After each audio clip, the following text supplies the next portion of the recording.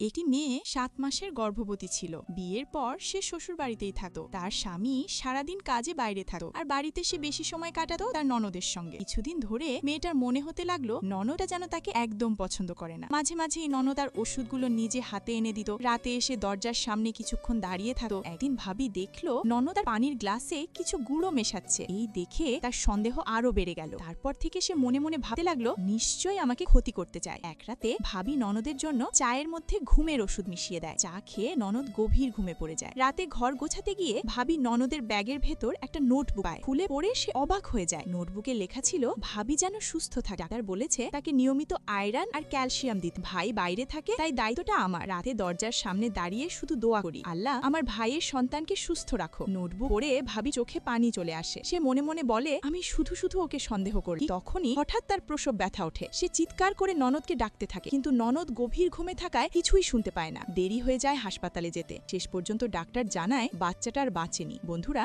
সন্দেহ শুধু সম্পর্ক ভাঙে না, কখনো কখনো অপূরণীয় ক্ষত রেখে যায়। ভালোবাসার সন্দেহে নয়, ভরসায় টিকে থাকে।